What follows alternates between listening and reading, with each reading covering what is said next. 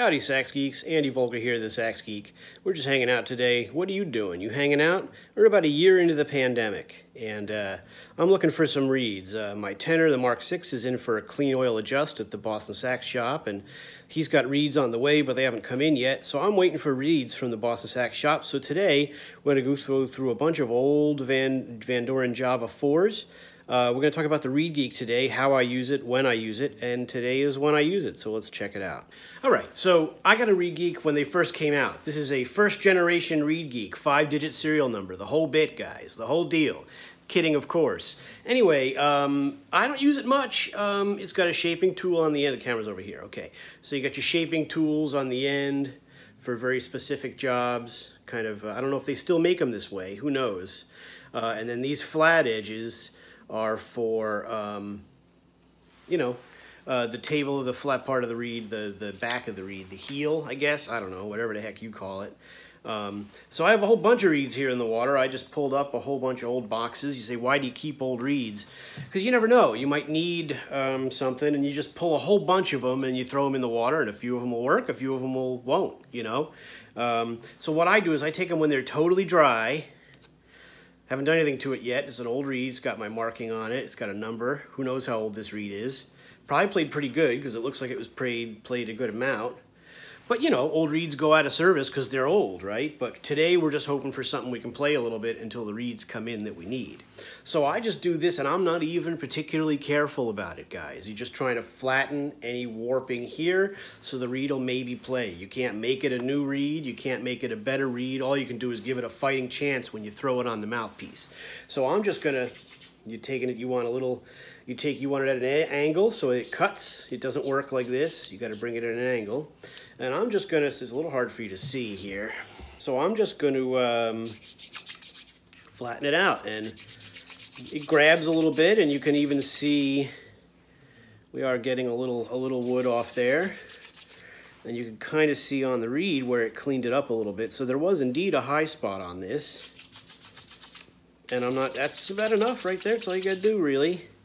It doesn't need, because this is not a new reed you want to be really careful with. This is an old reed that had its chance, you know. So just a little bit, just to give it a shot, and then you just plunk him in the water. What did we say that one was? I just forgot the number, but we'll play it. All right, Sax Geeks, so while we're reading this one up, we're going to go ahead and talk about a couple of things. First of all, I have a new channel that you should check out if you're into jazz and the performance of said music. So I know that SaxophoneGeek, people really come in here for horn-related stuff, mouthpiece-related stuff, and I get that. I have a new channel called Jazz Night with Andy. That's me, Andy. I'll put the link down below. So it's concerts, live shows that are edited and put together for your viewing. Over last summer, you know, if you're watching this, I don't know when you're watching this, but right now we're about a year mark into the pandemic. And over the summer and fall, I was able to, because of the dynamics of how what we know about the virus and how it works, we were able to do an amount of safe playing outside, which was great. And I did my best to record video of as much of it as possible. And I'm editing those videos, putting them together. It's a channel. We're doing no cover charge. We're doing asking for donations if possible to tip the band, like a tip jar situation.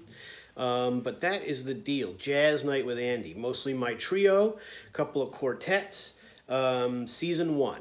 And so I've been editing like crazy, learning about video editing and all that fun stuff that has nothing to do with playing music, but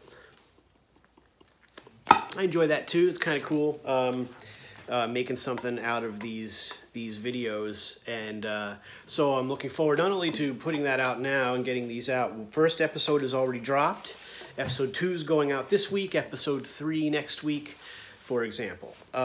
Roughly weekly, if I can keep up with the video editing, which is an insurmountable task, as you probably know if you do any of that kind of stuff. So that's the deal. Jazz Night with Andy. Check it out. Next year, hoping to do a lot of recording this summer, not just my groups, but other groups, bring you interesting music for season 2 of Jazz Night with Andy. I'm kind of looking at it as an alternative venue type situation because as we're a year into the pandemic with no end in sight, It's very unlikely that there's going to be any venues or anything like that for jazz. Once we're in the 100% safe to go back to life as usual, all the places are going to be gone. So we're going to be really starting over. So for now, in the meantime, I think it's a good opportunity to get the music out there, find a way to get the art to the people, and maybe have a little reciprocity. People can leave in the tip jar if they're able. Not everybody's able. Enjoy the music either way. Seriously, I want you to enjoy the trio. So go check out Jazz Night with Andy. The link is in the description to that page. New episode number 2 drops this week. It's been fun to do. Enjoy. So now we just threw a reed on. This isn't the reed we just filed. We're going to try a few reeds and see how they play. Now with these reeds, I'm just going to play them. If they play okay, I'm going to put it in a little sheath and hold on to it. And if it doesn't play good, I'm going to chuck it. I got a little trash right here. We just chuck them. No reason to play bad reeds that are bad. So let's see how these go. First one. We move you back a little bit.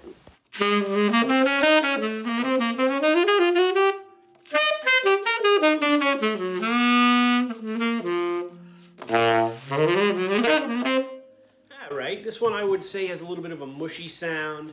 It feels a little weak up top, but it blows. It's not resistant. Now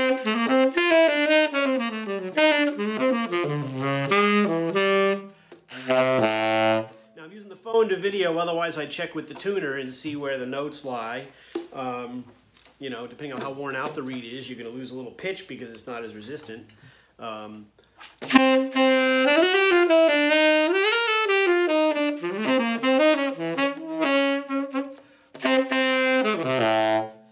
Favor this one a little bit. It's definitely a little soft. They all are so far today with this process, but it seals up on the mouthpiece and it played okay.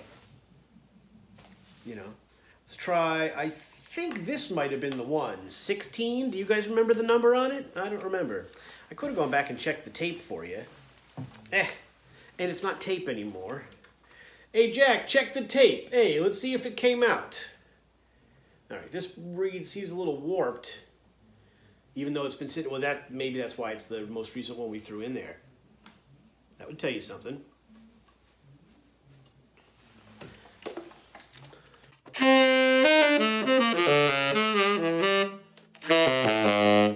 Easy to play, but very, very soft. It doesn't really have the body to the sound.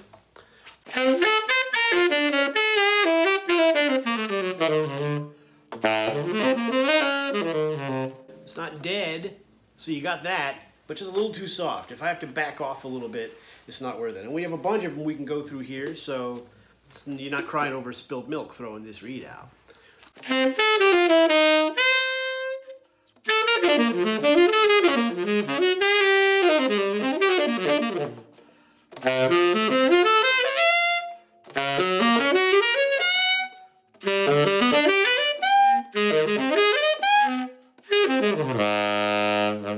I don't hate that reed.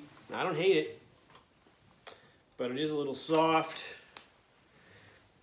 Who knows how old it is. Some of these reeds that came out of that drawer are from a year ago. But I just run the Reed Geek across it and see what it does. A little soft, but not undoable. Let's try another one here. 12. Again, we're way out of the numbering systems because I just pulled 3 boxes out of the drawer there. So,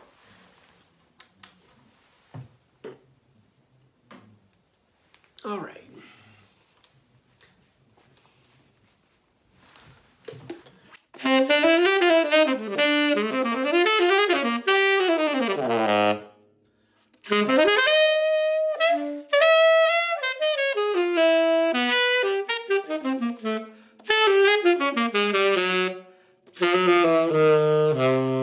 Alright, that reed you could play on a gig. That reed's not so bad.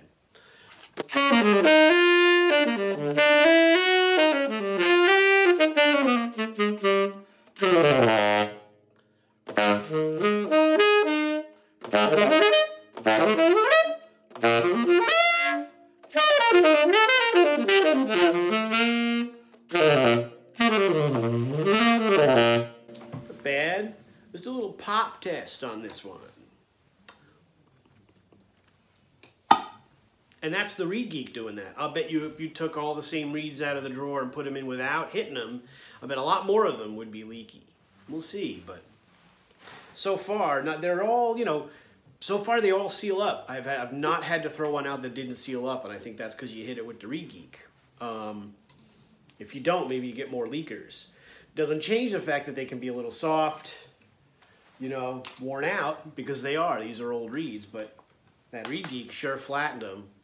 But for me, it's a last resort. I do not use the Reed Geek on an active reed at all. I only use it for these old reeds when I have to go through and look for a reed, which I don't have to do that often, but sometimes reeds don't come when you need them, or the guy's out of them, like over at BSS. Everybody's buying the 3.5s, so that's what happens. Mike Tucker comes in, buys $500 worth of reeds, and then you're out. You're out, son. Good luck. All we got is 4s and 2.5s. Yeah, great. But that's the way it is. It was always that way. I was always at Rayburn's. I'd have to watch for the 3.5s that would come in, because if you didn't, like Noah Preminger would come in and buy with his trust fund money and buy $5 grand worth of reeds, and then they're like, sorry, they'll come in next year. Great.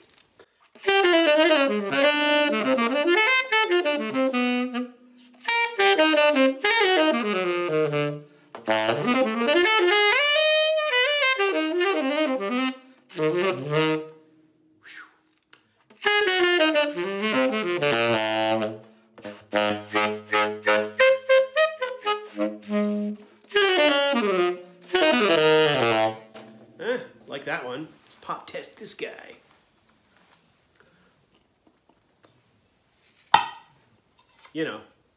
Now, will they all do that tomorrow? Who knows? Again, I don't do this very often, go through all the old reeds. But sometimes you have to. Let's try another. 37, but not current 37. Well, maybe. No, because that's in this box. So this is last year's number 37. So actually, that would mean that this reed maybe is about from last year the same time.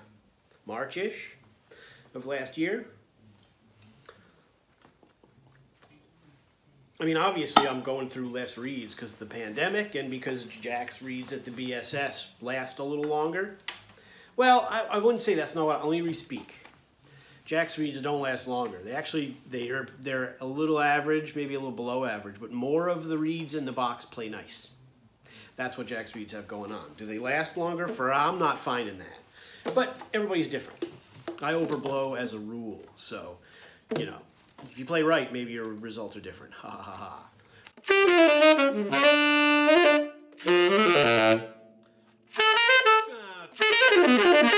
Too soft. I'm chucking this one.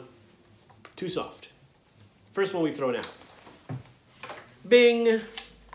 Next one.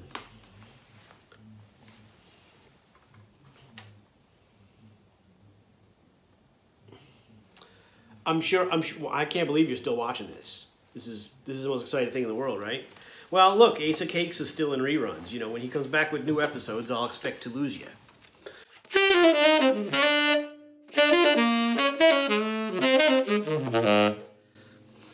It's got a little ballsiness, but there's an emptiness to the sound. This is definitely Dunsey also. A little nasal in the sound. Let's try pushing the reed up. It might not be aligned quite right. We'll try that. Get a little more forward on that reed position. Maybe it'll make a difference. It seems a little warped too, even for sitting in the water for so long. So this will be when we'll probably throw this one out. Yeah. Again, we knew this was going to happen. We knew we'd be throwing reeds out. Let's try this one.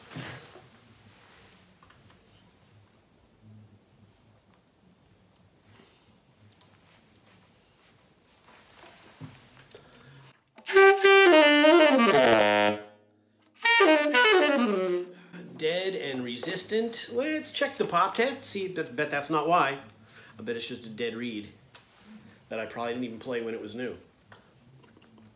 Yeah, it's sealing up okay. You wouldn't call that bad, but don't play good, so then you would call it bad.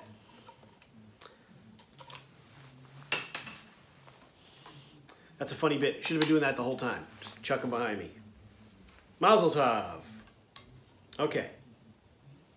Next one. We'll go through all these and then I'll let you go. Hey, where are you going? Fucking Forge and Fires in reruns. Where are you headed to? You ain't going nowhere. You're hanging out here watching me play reeds that suck. Because we've all been through it. We did the pop test first on this one. And again, I don't know how much the pop test tells you other than whether the reed is badly warped or not, because when you're blowing into the horn, you're putting pressure in. So when you do the pop test, that's suction pulling the reed up. So it's not telling you that much. I like doing it too, but what's it telling us? I don't know.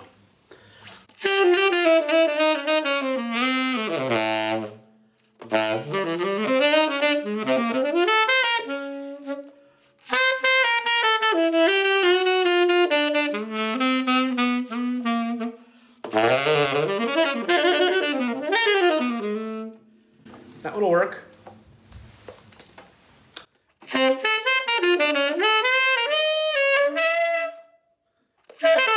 F sharp sounds weird because my cork fell off. In the biz key, I do 1 and 1 for F sharp, but the biz key isn't closing. Yeah, because it's kind of half of a G. It sounds terrible. When I go to get the other tenor back, I'm going to have Jack fix that. I don't play the con very much, so I was surprised to find that to be the case. I didn't realize we had an issue in there. But it's alright, because it doesn't affect that much. And there ain't no dang gigs, so I don't got to worry about that. Not sure if we'll have any gigs. I mean, this summer, most of my gigs have been regular things, so I don't get called a lot as a sideman. And I'm not exactly on all the clubs lists of bands you gotta get in there. So any gigs I have in the new era have been from hustling, which I haven't started doing yet. We don't even know up here. I'm in Massachusetts, so we don't even know if they're gonna open things back up or what's gonna happen. We don't really know anything. So I'm just assuming this is gonna just be another summer of playing in driveways, as you do. Too soft.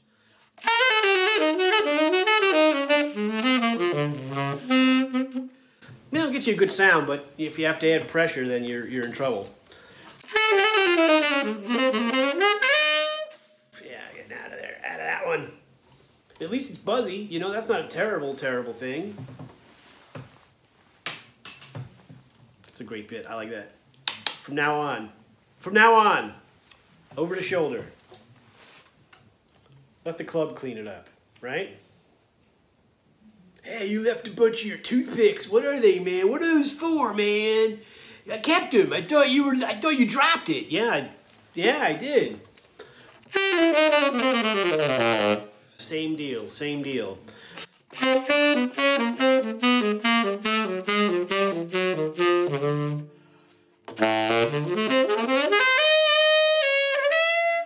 There's that F sharp again.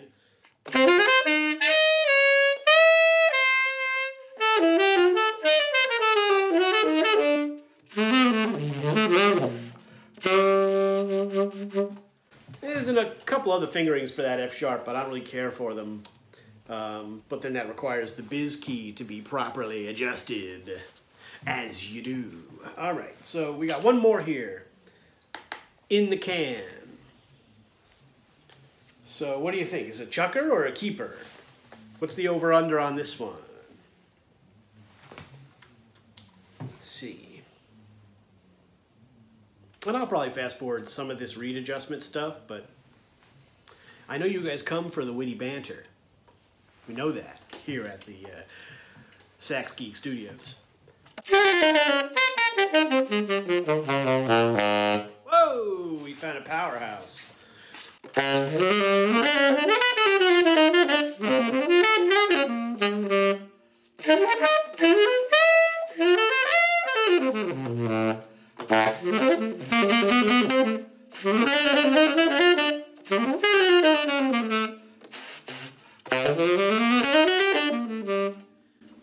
So you can hear the lower notes. You can hear it's leaking a little air. I'm getting a loss on some of those low notes, but it's buzzy and it's got enough resistance still that it's not affecting the embouchure.